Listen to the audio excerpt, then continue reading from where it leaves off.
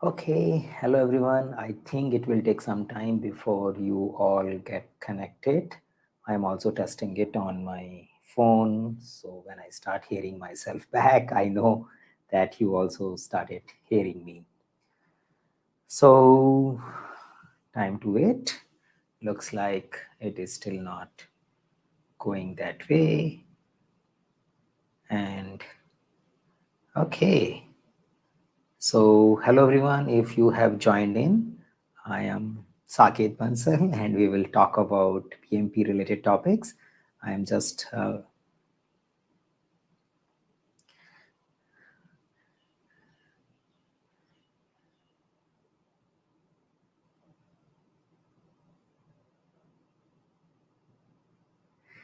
so I think my audio is working now and I can remove my test points. So we'll talk about the stakeholder, working with collaborating with stakeholder as a task today. And then I take your open PMP related queries. If you have something, please feel free to post it in our comment section. If you are watching us on YouTube, you can directly comment on YouTube. If you are watching us on LinkedIn, then there also you can comment. This is our 6th episode. If you are not subscribed to our channel, please do so that you keep getting notified whenever we schedule this session. We are doing it more or less every week, excluding the last week of the month. So this is how we continue. We already did the whole business domain. The 4 tasks of business domain for PMP exams are well covered. You may want to check our previous recordings to get an idea of what is the business and domain topics are all about. Last session, we spoke about conflict related thing, managing conflict, one of the important tasks of project manager when we look at the people domain. So these 5 sessions are done and today we are talking about the stakeholder, collaborating with the stakeholders. So I run the presentation first, give you a briefing, which will probably last for 20-25 minutes. Today, I think it's a less because it is not that huge as conflict management. And then we are open to talk about your specific PMP related queries. Yeah, usually we limit to the PMP related topics, but in case you have something else, just put it. Let's see if we can accommodate that as well. So going ahead, hope you all can hear me well. If you have any difficulty in getting my voice, please just let me know. You can put the message. Yeah, I tested myself in the beginning, so it was looking good there. So here I need to share. Let me start with presentation mode.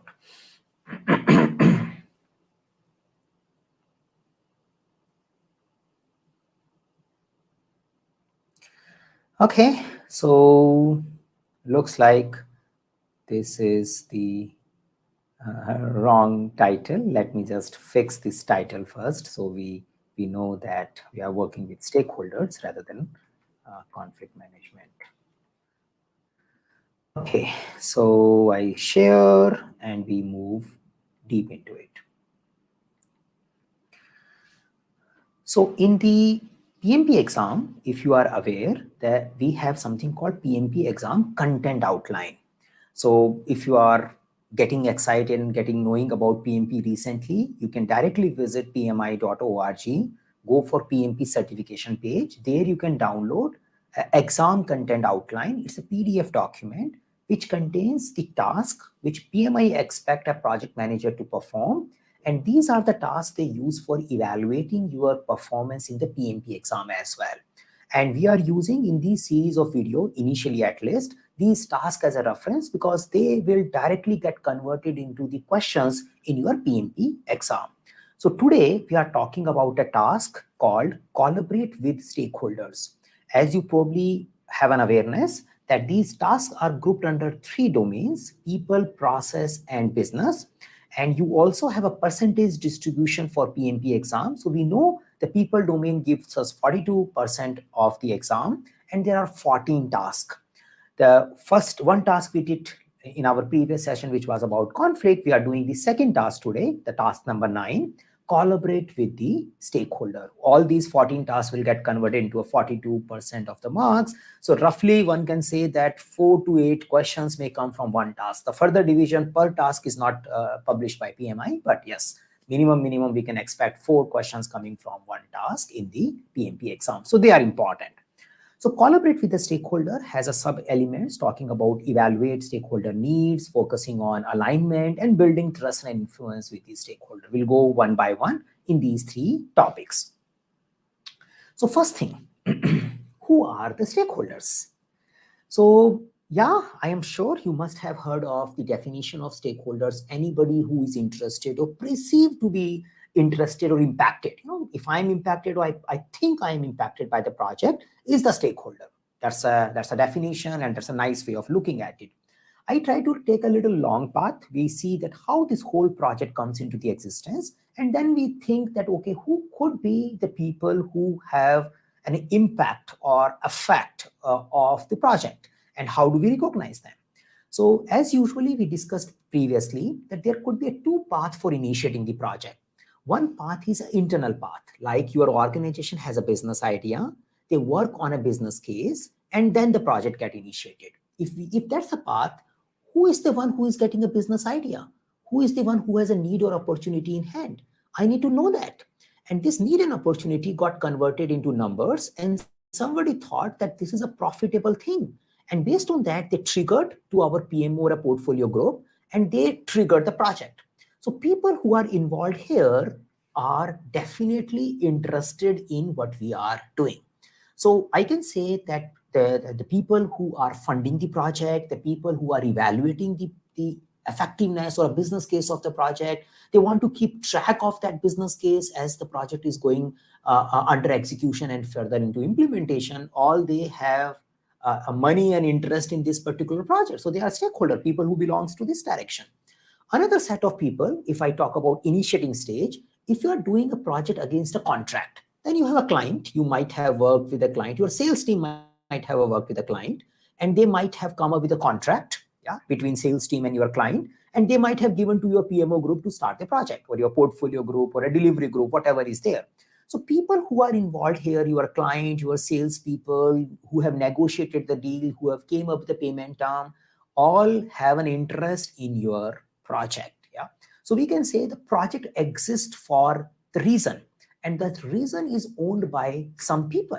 They want to do something, they are willing to invest that particular money, and all of these people are interested in knowing how their money is getting utilized and what kind of benefit they can expect from the project. So you get good number of stakeholders, the parties who are impacted or perceived impacted by that project from this particular group.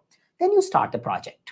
When you are working on the project, you are working with your team, you are working with your vendors, you are working with your other organization group like human resource, procurement, legal, quality.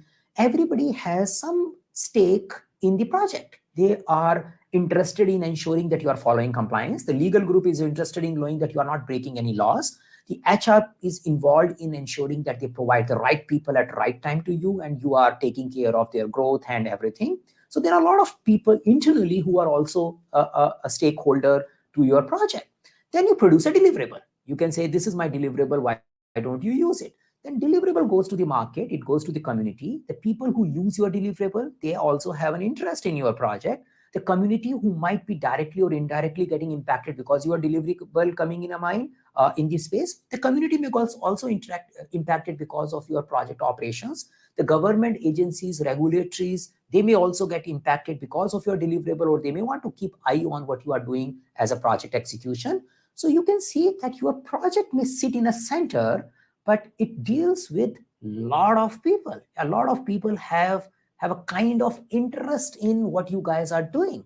Someone is putting money, someone is because of you getting negatively affected, someone is collaborating and producing something, someone is making money out of your project like your vendor and all, but they all want your project to succeed or do something.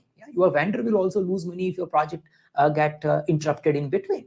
So all these people, it's a big list, we call them stakeholders. So anyone who is interested, who perceived to be impacted by your project is the stakeholder. And you can see the complication attached because the number could be big for a project manager. And also the stakes, the people who have a high stake may need to be taken care well, else the project viability also may comes into the picture. So that's the first thing we can say, who are the stakeholders. Now, PMP exam perspective point, The term stakeholder, by default, assumes a bigger community. You can say that anyone who is impacted by your project is the stakeholder. But inside that, you have a core group who is your project team. So project team, technically speaking, is also a stakeholder. Yeah. So you can say, yeah, should I call them project team or should I call them stakeholder? And the big group is the complete stakeholder. There could be internal stakeholder, there could be external stakeholder, but everybody is stakeholder. There are people. So usually when you are dealing with the PMP exam question, when the question is specifically talking about project team, they will usually mention project team, usually. Whenever they are mentioning stakeholder, you need to be a little conscious in reading the question because it might mean the bigger group, yeah, or it might mean only the people beyond project team. Yeah. Usually in a general conversation, when we use the word stakeholders, we talk about those individuals who are beyond project team, because for project team, we just say project team. But you need to be a little careful because the technical definition assumes everyone, including project team, project manager, sponsor, everyone is a part of a bigger stakeholder group. So I need to be careful what is the meaning of a stakeholder when I'm reading the question. I need to evaluate from both the perspective. Is it a superset or they are only talking about the people beyond the project team? So this is like a first point that, okay, we understand who are the stakeholders and we see that, okay, the project is happening in between. Now let's take task one by one. Evaluate stakeholder needs, evaluate engaged needs for the stakeholders. So say you may have a 200 people as an interested party or maybe more than that. And you probably can't take care of everyone. And in a project management, our major job is whenever we have a multiple line item, what do? You have a lot of issues, you have a lot of defects, you have a lot of open action item, you have a lot of tasks, whatever. Yeah, in a project management, my first action is categorize them, prioritize them. Yeah, that's what we do all the time for everything. And that is true for our stakeholders also. Whenever I have a big list, I need to categorize them and then prioritize them. That, okay, what kind of, maybe this is a vendor group, this is a customer group, this is a senior management group, this is my team members group. I need to put categorization. Now, why do I do categorization? The way you do for your defects, the way you do for issues, the way you do for your risk, because the categorization makes you manage these things a little better. You can find out the respective people who can take care of one category well, and you don't have to worry about it. It makes things manageable. So we need to identify the, in a way, categorization of the stakeholder and prioritization of it. So how to do that? In general, you can say that I need to see how much is at a stake. So say you are developing a product. The product may get by the end users, but the end users are not bothered about that product. They don't know will that product will come to them, and they have not made a mind that they will use it or not. Many of us are also consumer of various products. Say now a company wants to make a carpooling app. We all are potential customers, but we are not bothered about it till the time I download that particular app in my phone. Yeah? So they can't come and say, guys, we want to talk to you. Probably, yeah? They can't. And so they need to understand, maybe not the end user as of now, but someone who has an insight about customer behavior could be my stakeholder, and that person might be interested in giving us feedback. Why he's interested in giving feedback? Probably we hire him as a consultant. That's a possibility. Or that could be the person who is funding this idea and saying, I will make money by this particular carpooling app. So I need to understand the interest, ownership, knowledge, contribution of these people in the project, so that I can deal with them differently. I can engage with them differently. And one of the tool for PMP exam as well as for general purpose is a power interest grid. So what is that? It is a simple tool. Whenever you see a question, probably if you work with the power and interest, you can find out what you should do with the stakeholder. So it's a 2x2 matrix. One side you have a power, one side you have an interest. You can say low power, low interest, high interest, low interest, low power, or high interest. So this is like a 2x2 matrix. So people who have a high power and high interest probably will come into this segment. Now it could be a role, it could be a category of individuals, and they are something which needs to be managed very, very closely. So you will see this information in your theoretical book also, that high power, high interest, manage closely. But you may wonder, what is the meaning of manage closely? We will discuss that. We'll go beyond the books, beyond your theoretical exams content, which you might have been seeing in various classes. So we understand the people who are high in stake, high in interest. So someone who is funding this particular initiative, he says, I really I'm putting my money here, so definitely I'm interested, and I can stop putting my money here, then definitely I'm powerful. So that guy is definitely a powerful. Someone can stop the whole operation of your project. So we can say we need to take care of those stakeholders very, very carefully. Then there could be people who might have high power, but they don't have much interest. So say some senior director in my organization, powerful guy, if he feels that we guys are doing wrong, he can speak in the review meeting and get our project in trouble. Maybe funding for future milestone will get stopped. But he is in a different department, not worried about what we guys are doing on a daily basis, but he's a powerful guy. So generally what is told is that we need to keep that guy informed in a way. You need to, keep satisfied, not informed, keep satisfied, keep this guy satisfied, because if he's not satisfied, he or she can get the project closed. But I am not too much interested in it. Yeah. So just make sure that I get a feeling, yeah, that you guys are doing the right job. Yeah, that's the thing.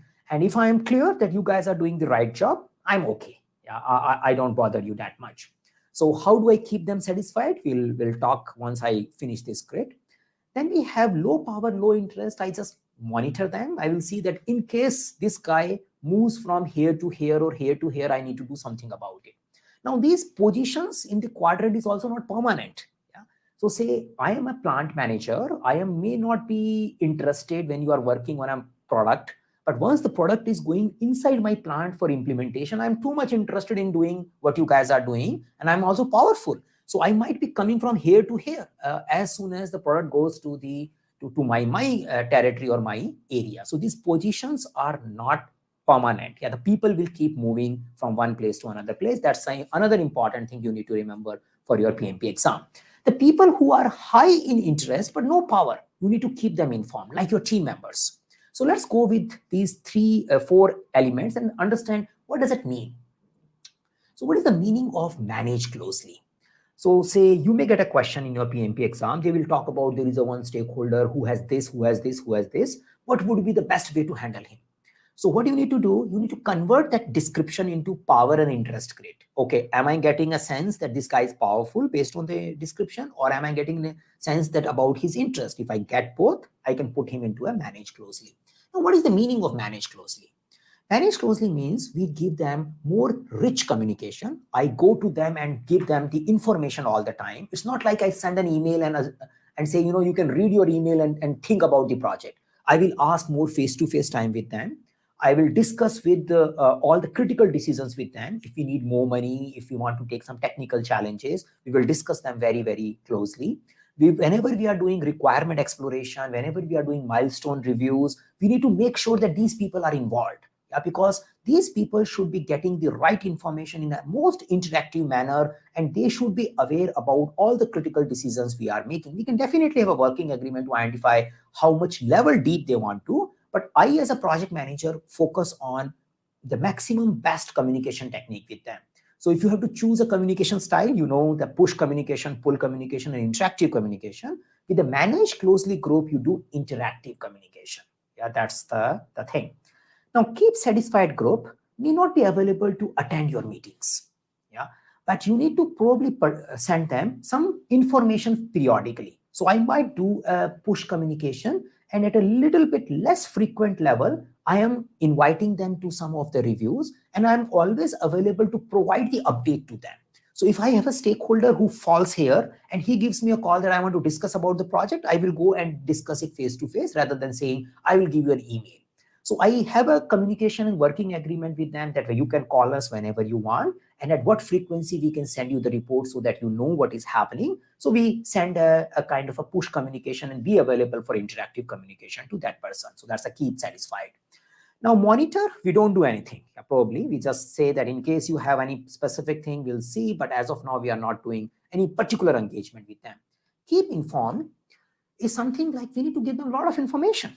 Yeah. But because these are the people who want to know what should I do tomorrow, what should we do next, where we are stuck. These are team members, vendors. They need to have a lot of information about our project. So I need to create more like an information radiator that pull communication for them. You can say, guys, for you, this is a project schedule. This is your Kanban board. You guys keep looking at this Kanban board and figuring out what we have to do. We need to do more periodic, frequent meetings, small meetings like a daily stand-up, status meeting in case of our traditional project management. So keep informed group should get more detailed information.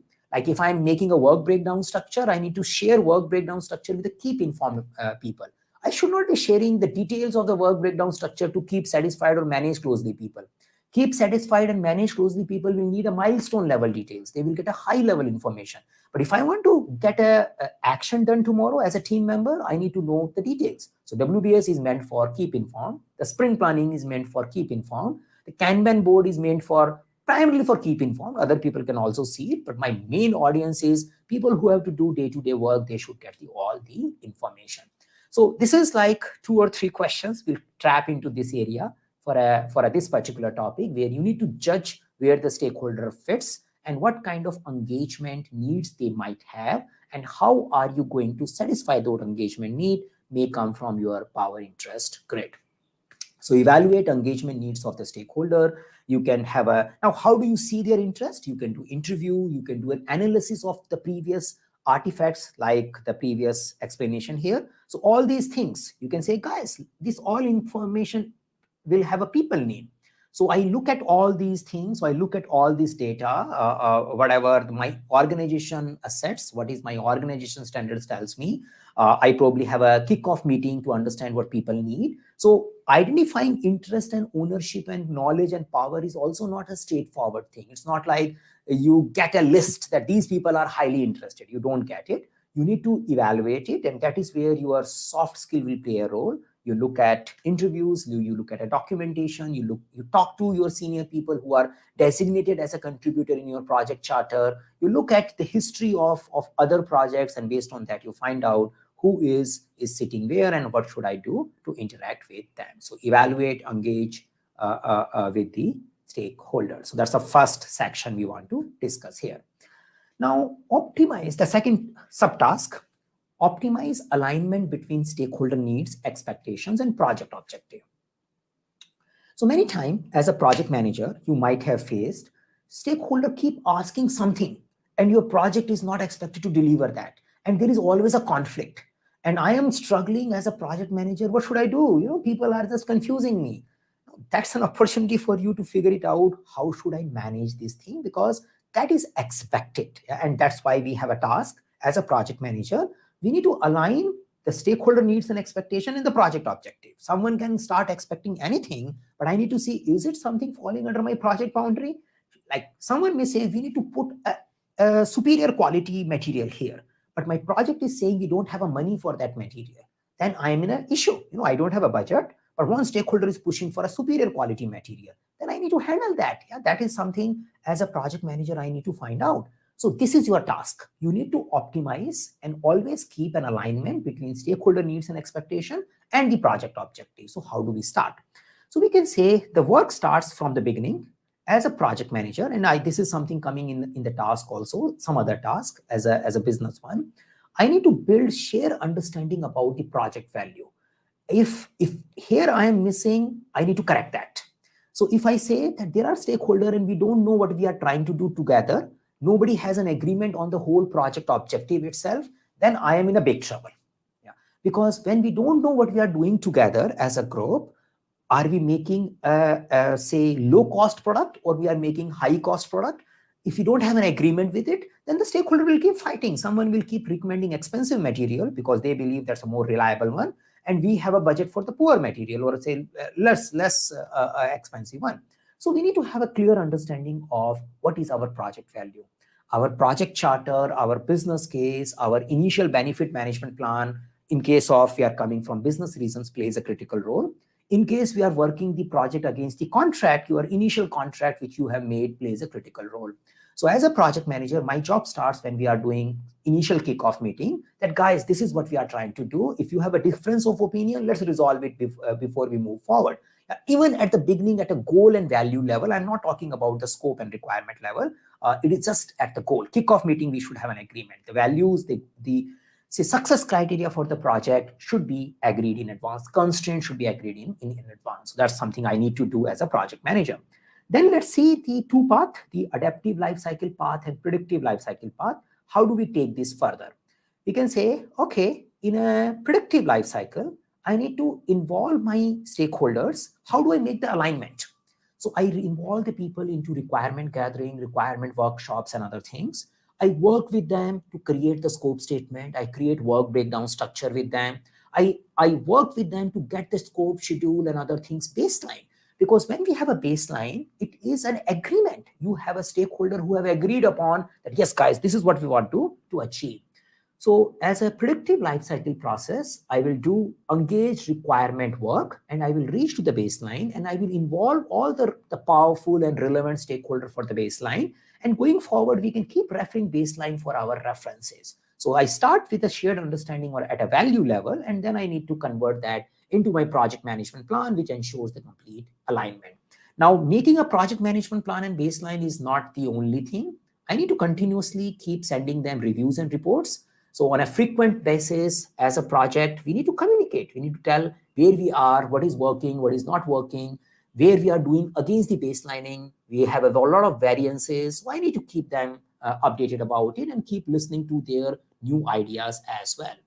Critically, some of the key stakeholders may involve more in a milestone reviews. So we need to continuously do milestone reviews to ensure that we have a common understanding of what we are doing.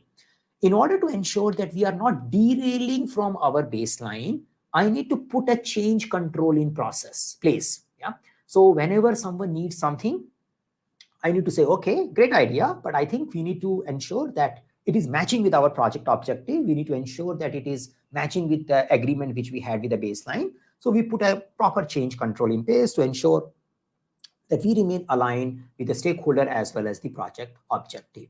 And I need to ensure that as soon as my deliverables are ready, I take them so that my people can check it and validate it. So continuous validation of scope. Some of the ideas, you can have more, but these are the ideas which we'll have in a predictive life cycle to ensuring alignment between stakeholder needs, expectations, and the project objective. So that's something you do. Now, for the adaptive life cycle, you have to involve your right stakeholder in a backlog refinement. You need to have a roadmap understanding, agreement on the vision and the roadmap, creating a release plan so that we have an alignment, what we are trying to do together, identifying the minimum viable products and minimum business increments, and pushing those releases on a frequent basis to understand how we are doing, taking feedback on them is the another alignment process. Your iteration review or a sprint review is the another important tool for ensuring continuous alignment. Because unlike predictive lifecycle, we don't have a baseline, but we have an engagement. We need to do a continuous engagement. So I need to identify right people attending my refinement meeting. I need to ensure the right people are present in my iteration review meeting.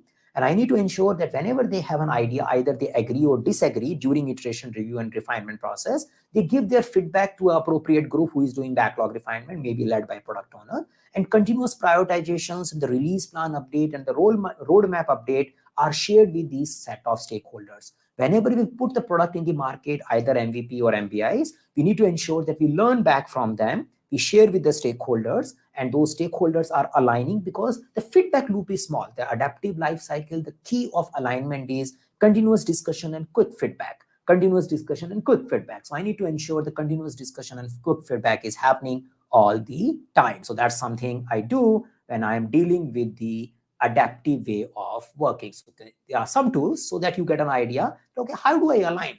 Because see, your question will not come from a one domain alone. You need to see the whole topic in an integrated manner. So all these words will start making sense when you have a basic understanding of the whole PMP content, and that's the objective. Here we are saying that additionally, this is how you can probably learn and say, okay, this is how I will align with my stakeholder. Now, one of the important things which will be relevant for predictive as well as adaptive is a proactive conflict management. Yeah. So there will be issues. There will be a difference of opinion all the time. Yeah? And if that is not there, then either your stakeholders are not engaged, yeah, or they like in a way they don't care what we are doing. So if you have engaged stakeholders, there is going to be a value conflict. There is going to be a prioritization conflict. And as a project manager, I need to deal with that conflict proactively. And I need to make sure that these conflicts are helping us in improving our alignment, improving our understanding of needs and expectations and alignment of project objective. Whenever people are asking two things, we resolve the conflict in such a way so that we ensure the project objective and stakeholder expectations are aligned. So the whole idea is not necessarily always doing what stakeholder tells, but basically meeting their expectation. And in order to meet their expectation, you need to set the expectation. So as a project manager, I have my project charter, I have my project goal, I have my roadmap at place, and I need to ensure this is what I'm trying to do. This is something you are trying to say to me. Let's figure it out, and we need to agree on this is where we are going. So we set the expectation and we ensure that those alignment remains continue. So that's your subtask. If you keep this in mind, good number of your people domain questions will start looking easy to you. So that's a second thing. Now this is a tool rather than a direct task. And this tool is basically, we call it stakeholder engagement assessment matrix. It tells that you can put the stakeholder numbers. They usually recommend not to put the name because it's a risky tool. People may not want to get identified as. So you can say there is a one stakeholder. You want to understand where he is currently, and where I want to take him. So we usually put C and say the current state and the target state or future state, desired state, whatever word you use. And if there is a gap between current state and desired state, how I'm going to meet that, how I'm going to breach that. So usually in my experience, we hardly document it. We usually have informal conversation between key stakeholder and the project manager, especially when it comes to the external stakeholders. And we try to identify which particular person or a group, where they stand, and what kind of engagement strategies we should apply so that we bring them to a desired level. Sometimes we may have a guy who is currently at a leading level, but we want to bring him to a neutral level. Says this guy need to be isolated because we will get carried away and we will lose our project objective if we carried away from this particular guy. So stakeholder engagement assessment matrix, whenever you see the word in your exam, you can see it that it's a tool to understand the current engagement level of the stakeholders and identifying, and it also gives a tool to talk about what should be the desired engagement level, and it triggers the assessment matrix does not contain that information on its own, but it triggers the conversation and understanding so that we can come up with a stakeholder engagement plan to take care of the stakeholder engagement. So we can come up with the engagement strategy, which takes us to the next level. So that's a stakeholder engagement matrix. Now, final subtask, and then we close this topic, is about build trust and influence stakeholders to accomplish project objectives.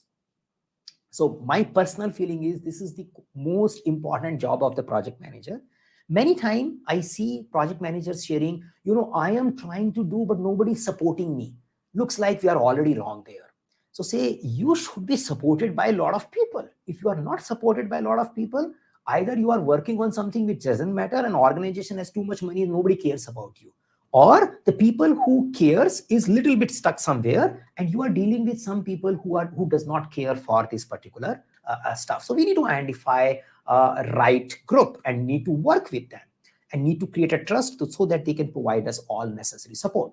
But this is a nice thing, build trust and influence stakeholder to accomplish project objective. Now in the question as well as the tips, what should I do as a project manager? So some ideas I am sharing which will be useful for your day-to-day project management as well, but definitely for the PMP exam. So trust is too much linked by transparency. If you don't tell where we are heading towards, what kind of risk we have, and stakeholder keeps getting surprises, they will not trust you. If you tell them we are on track, and by the time you reach to that date, you realize that you were far off track, this is going to breach the whole trust. So you need to be transparent by way of your reviews, iteration reviews about the complete information, sharing the risk and status, depending upon your working agreement. It's not like that you have to push all the information to your stakeholders, but as we have agreed upon, all those expectations of the communication should be happening on a right time, and which makes people comfortable that they know what they are expected to know, that something is there. You need to engage and be open with the stakeholders, which means you need to invite them and share information. You need to encourage them to ask questions.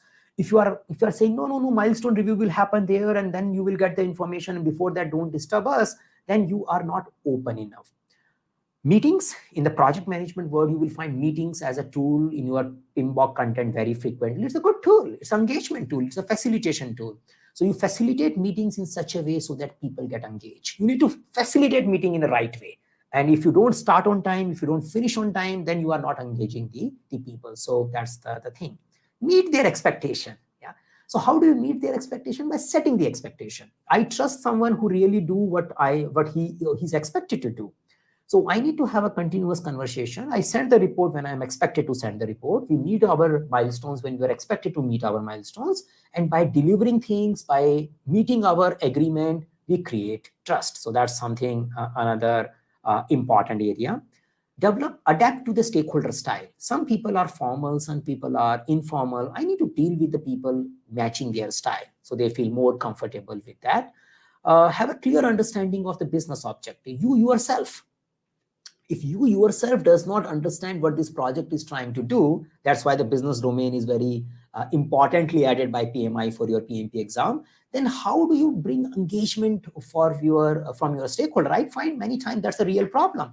The project managers are unable to speak business language. They are unable to understand what the stakeholders are speaking. And since they're speaking different language, you find stakeholders disengaged with the whole project conversation. So you need to ensure that your team, you speak the desired business language which matches it. You need to develop informal connections. Yeah. So spend time other than formal times as that. And it is more about promoting networking between stakeholders and team. So finding some opportunities where you can discuss things beyond work. Now, the whole idea is when you have an informal connect, you make the conversation light and people are more willing to talk to you. So that's the whole idea here. You need to ensure that you apply emotional intelligence, you listen to them, apply empathetic view. So that's a nice way of dealing with your stakeholders. Resolve conflicts in a very, very constructive manner. We spoke about it in a previous slide. And you also need to develop your stakeholders, train them, mentor them, coach them related to your project related objectives. So continuously working with the stakeholders, taking care of them, and then they start trusting you as much as possible. Yeah. So that's the first agenda item for today's session. And then we can talk about other stuff. So let me stop the sharing and get to your questions. Yeah. Okay, so when the stakeholders are identified in the Agile project, say Agile or not Agile, the stakeholder has to be identified from the day one. And the stakeholder identification is a never-ending job also, which means in all the way, we want to identify as many people as possible in the beginning, but things keep changing. The new word keeps emerging, the new requirement keeps emerging, and we may have a fluctuation in the stakeholders. Now, in the predictive way, since we work on baselining the requirement, our scope, our cost, our schedule in the early stage, there will be more stress on identifying stakeholders early. Because it should not happen that we baseline everything and then we are identifying someone and he is giving us new requirement. That's a more expectation. But at the same time, we can't say that our identification work is over, but it is more heavily done in the initial stage. In the adaptive way of working, there is no point identified. We can say since there is no mess of baseline, we can continue keep adapting and identifying it. That's the nature of the work. So we can keep identifying our stakeholders in a more frequent manner. So we may run an MVP, we may identify a particular customer segment is getting more interested about it. We may need to do the engagement from that particular customer segment as well. So I would say that the adaptive way of working is more continuous exploration of the stakeholder is needed. As a meeting, your retrospective meeting may give you a trigger to identify some new stakeholders. Your review meetings, when you are doing, gives you a trigger to identify more stakeholders. Your backlog refinement meeting gives you a more trigger to identify stakeholders, in the adaptive way of working.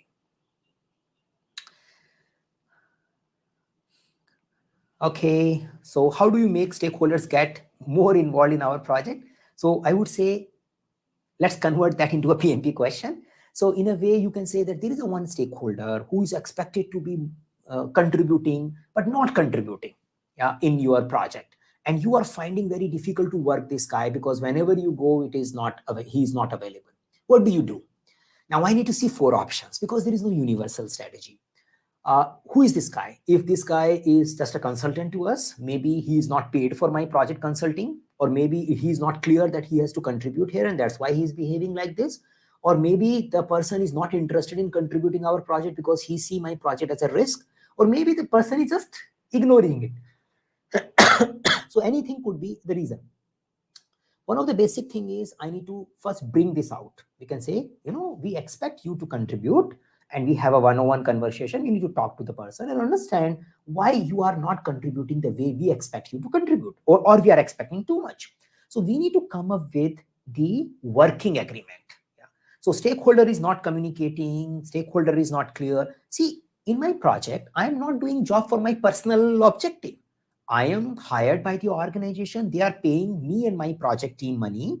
And the person who is expected to work here, maybe he's also getting money from my organization, maybe, or maybe he's part of my organization. It depends. So we need to have a working agreement. If he's a part of a customer segment, then also we need to put into a working agreement, have a contractual obligation. Then you need to provide these kind of guides. So we need to see the whole picture. It will be difficult to say do this or do that. But based on that particular thing, yeah, we can identify how do we work with this guy.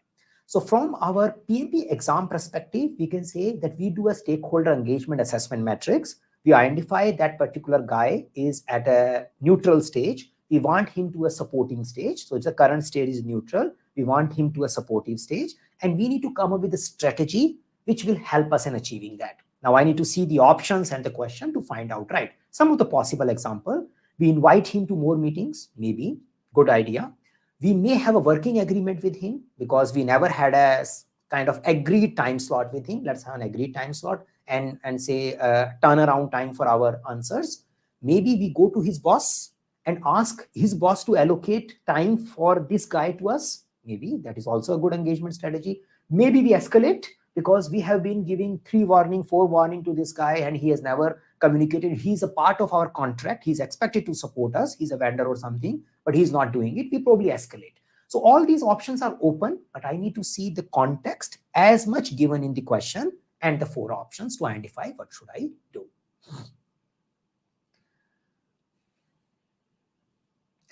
So we can say, what are the reports or matrices show frequently for a better understanding of project or trusting us? So we need to see this question from the perspective of predictive or adaptive. Like in our project management, we have the whole monitoring or reviews and controlling and inspect and adapt section. The predictive life cycle reports are more focused on variance analysis. Why? Because in a predictive life cycle, our assumption is we closely worked with the stakeholder in the initial stages. We understood their expectations and needs. We created a detailed plan for execution and we got a sign off on it. Now going forward, whenever we are working, we need to show, are we working as per plan or we are deviating from the plan? Yeah. So the key set of matrices in the case of predictive life cycle based on you are expected to deliver on this particular date, this milestone was expected now it is delayed, we need to take care of it. So variances on upcoming milestones, variances on cost, variations on schedules will become a key indicator for your predictive life cycle. In the predictive life cycle, if there is a variance, you also need to give us some amount of forecast. If things will go like this, where we are heading, that could also become a section.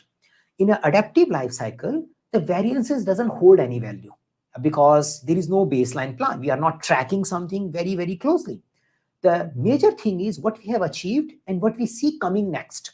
So the adaptive life cycle matrices will be more focused on what has been achieved. The basic sense they tell is a demonstration of the real work, the delivery of the work in the incremental manner. That's a major matrix. As a project manager, we need to keep in mind in the adaptive life cycle, my first progress is delivery. If I make the deliverable go in a 2 weeks or 1 month time, that's the measurement of progress and evaluation of that delivery, how it is working. In case of predictive, also scope validation, milestone reviews plays a role, but in the case of adaptive life cycle, it's too much critical. So I need to see a working software or a delivery as a primary matrix, and then we can have other terms like burn down chart, velocities and all, which help us in forecasting how are we going to do things in the upcoming way. If you just want to make a name from a PMP exam perspective, in the adaptive life cycle, you will see variance reports very much. You will see earned value reports very frequently in the exam as a matrix. You will see defect matrices also, like defect related data as a matrix. In case of adaptive life cycle, you will see burn down, velocity, throughput, that kind of matrices, yeah, which help us in doing better projection. But it depends upon where we are working. Yeah. So I think I gave the example of both. So we can say that in the Scrum or Agile way of working, the first trust is delivery. You need to show the deliverable. And then transparency with the help of burn down chart, your information radiator. The word information radiator is putting the information available so anyone can see it. That builds the trust. So your work board, Kanban board, whatever you use as a task board, as a content also, you will see that as a critical matrix. And the important thing here is that all these things are interrelated. Somebody will say, oh, but I think you are talking about stakeholder task. Why you went into metrics task? See, it's all related. So please don't see these tasks in the isolation, though we are talking about them one by one, but they are all connected, and we have the burn down chart, velocity, and all those task board, throughput kind of matrices. As I'm sticking to what the PMP exam is basically focusing on. These are the matrices the PMP exam is focusing on as of now. So question, how to present a rough order of magnitude or to stakeholder without the knowledge of time and cost. So if I read the question right, I probably understand. The question is saying, if I don't have a confidence in my estimate, but still I need to do an estimation, how do I present that information to my stakeholder that I think it will take 3 months, but it might take 6 months also. Yeah. So, but I need to tell something, but I'm not sure. So how do I go with that uncertainty? So this is a normal issue, because as a project manager, we need to deal with these kind of uncertainties on a day-to-day basis. Yeah, that's what we do. So what we do, whenever we do an estimate, even a small estimate or big estimate, estimates are always based on assumptions. Yeah, estimate has some sources. You have some list of things. An estimate has some possible risk that if these things will happen, this estimate will get derailed. So usually the estimates are always attached with assumption. Yeah. Now, many times the project manager may not think that I need to share that information, but a good stakeholder, good management will ask that. Yeah. Usually they will also ask, and good project manager will also present that. It's a both way. So if I'm a project manager and I am presenting something, I need to put my assumption. My assumption is that people will work full time in this project. My assumption is we don't have blockages of the resources. We will get the desired licenses. My assumption is this requirement will fit into this range, which is similar to our project. Now, should you have too many assumptions or too less assumption? That depends upon your analysis. That depends upon the work you are working on. And why you made that assumption, you should have a reason for that. So I can't just wake up and say that this is how it is going to take time and I don't know what I'm doing. So my stakeholder will expect some amount of homework from me, some amount of analysis from me. But they also expect that since it's a homework and analysis can have a variability, I need to be transparent about that. So as a project manager, I do my best effort. I look at my historical data. I look at the assumption. I look at each and every line of the one-page requirement, which probably I got from the as a project charter. I talk to the respective stakeholder. I understand what can go wrong. And based on that, I put my presentation, usually in the form of a presentation, where I present all these things in a systematic way. Yeah? So that's how you build trust. You are not hiding things. And going forward, it is not a one-time job. After 3 months, I revisit the whole thing. I also update which all assumptions are coming true, yeah, and which all assumptions are not coming true, and how they are probably going to derail us. So the first thing is I need to share it. Second thing, I need to update about it, yeah, especially for those stakeholders who care for it. So that's the idea. So what is the role of a project manager in the roadmap creation in the Agile project? You don't know. You don't know. So you need to see the question. Yeah. So see, the whole idea here is in a PMP exam, unlike your Scrum exam, where you can say Scrum Master will do this, product owner will do this, team will do this. In a PMP exam, such kind of boundaries cannot be created. The PMP exam will say that you need to have a working agreement, you need to have a RACI matrix, you need to have an understanding of who does what. So based on that, who does what, you need to come up to it. Now, do I need to ensure that we need to have a roadmap if I'm working in the adaptive life cycle? Yes. Yeah. Does that, as a project manager, does that roadmap has to be created by me? Not necessary. Yeah. But I need to ensure, not necessarily roadmap as an artifact alone, I need to ensure that stakeholder has a common understanding. So if I see the stakeholder common understanding can be improved with the help of a roadmap, I need to get the roadmap. That's simple. Yeah. So nowadays, especially the new way of looking at project management, PMI is not too much artifact oriented. It is not like you must have a roadmap. That is not the case. You can have a project without a roadmap also, but roadmap is a tool to create a shared understanding about where are we heading towards at a high level. You may have a vision, you may have something else which is satisfying that purpose, perfectly okay. Now, how do we get that direction? You need to, if you are getting that question in the exam, you need to see what are the options available. In general, if you see a product owner role, the product owner role is expected to be attached to the product. You can say there's a highly likelihood that person should be more engaged in creating the product roadmap. I can go with that. But if you see that role is missing, then I need to ensure that whatever information is available, project manager can also drive the roadmap. Yeah, so hybrid life cycle, we are not saying agile. Agile, if you use a pure adaptive, then I will go with the product owner word more likely. But if it's a hybrid, then I need to see who is there. So these who kind of questions are no clear-cut answer for PMP exam, and they need to be seen from the context sensitive, because we cannot create roles and responsibility for project team members because they are too much context sensitive. The project manager might be working in a one situation with just 10 people team. The project manager might be working in the another situation with 100 people project. So we can't have a similar structure and rule for 10 people and 100 people. So there is no team member size defined here. So that's why you can't have a very predictable answer. You need to see the question and the options. So what do we do when the stakeholder left the client company, and what the impact it will make to running the program, how to deal with the situation? It can definitely impact a lot. Yeah. And you need to recognize that. So the first thing is that I need to accept we are in a situation. This is our issue. To identify the issue and you deal with that issue. That's a simple word. If the PMP exam question is coming, first I will record it as an issue that we have a change in the stakeholder and we need to do something about it. And then I deal with it. Now, what is the impact? Probably it depends upon how powerful, how contributing the stakeholder was.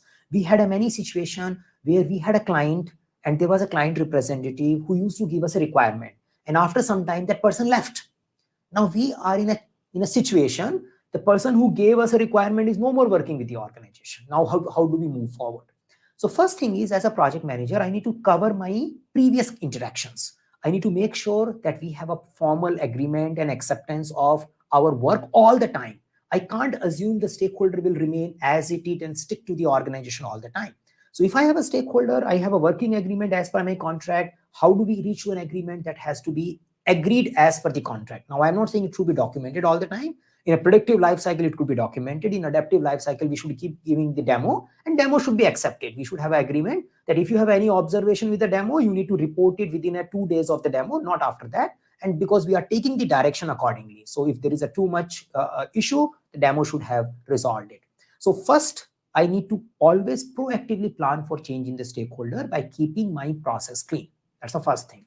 If I have done a mistake, then I need to correct that. I need to make sure that whatever agreement we had with the guy, first we put them somewhere, and better if we have an agreement with the new person or someone in the organization, we take it that this is what we have agreed with the person, and it looks like all great idea, but you let us know if it is not working right.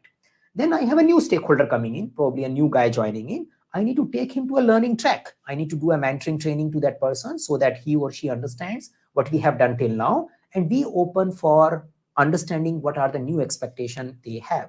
I may need to follow change control process depending upon my contract. Contract must have mentioned about these kind of things if the changes are coming.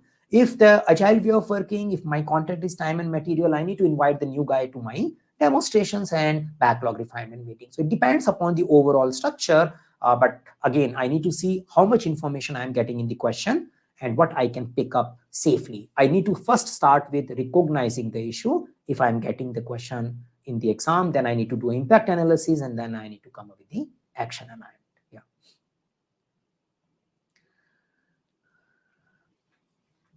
So if the client is not listening to your words, he's not attending your important review meetings after the several information invites, how do you manage these type of stakeholder? What is your contract with the client? Yeah. Is it okay? You keep getting money and client is not listening to you, then probably you don't care. Yeah. If not, then you are at a risk.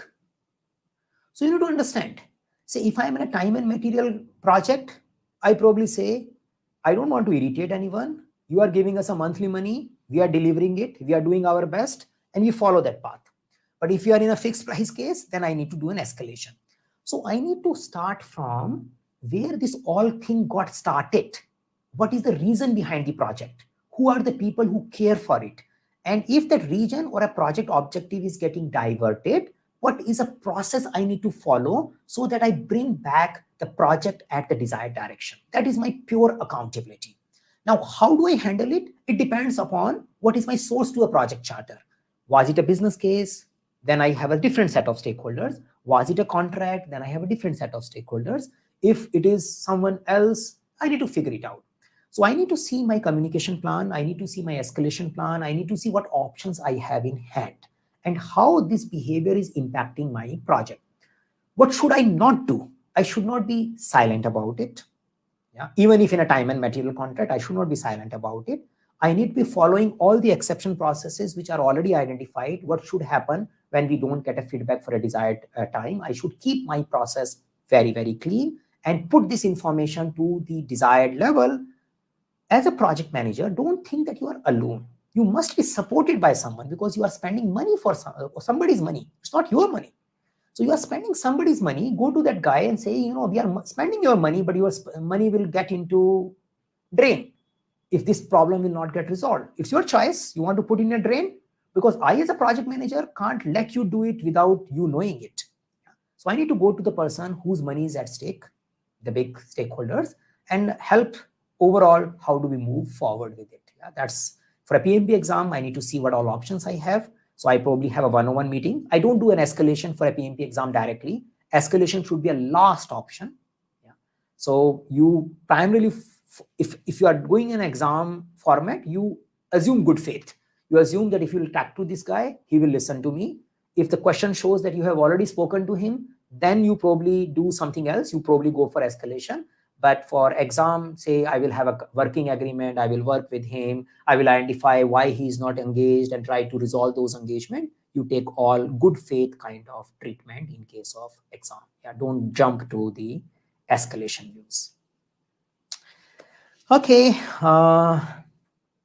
so we are taking the last question and then probably we are done. So what is the difference between project manager point of view, product manager point of view of a stakeholders? Depends upon your role. So whatever your role you have, you need to deal with that. So in a simple word, the person who is owning the product probably have a more role about validation of the product, right requirement of the product, selling the product, making the market friendly product, having a right agreement with the sellers and resellers. So those kind of stakeholders will be there. For a guy who is focusing on a project is a temporary endeavor. You have a clear goals identified. You need to work around it. In a simple word, I personally feel project manager stakeholder engagement is relatively easier than product management or a product owner stakeholder management, because product owner / product management or a business analyst stakeholders are going in a wide spectrum. They are more open and they keep changing more frequently than your project stakeholders. Again, the situation may vary, but that's how generally we can see that. Yeah. Again, technique remains the same. You have a group of people, you need to deal with them, build trust with them, prioritize whom to listen, whom not to listen that much, and see who is paying the money, who is expected to bring the more customer. In case of product management, I need to focus on who will bring the more money rather than paying the money. And I need to focus on those guys who can bring more money for this, my product and the project success. Yeah. So depending upon what is your charter, what is your goal, you need to focus on those kind of stakeholders. Yeah. Great. So this was the topic we picked today. Thank you everyone for participating. I hope it gave you some idea about your stakeholder thing, and that will help you in running your PMP exam. We'll do some session on some particular topic. We'll pick up something for next week. I will publish it in a day or two. Just subscribe to our channel so that you get notified in advance. You can also follow our LinkedIn page if you are not doing it already. You can drop your suggestion for a topic in case you have a particular topic related to PMP to be picked up. So we will follow the same format. I will try to come prepared and then do things. Yeah. Okay. Thank you, everyone. Bye for now.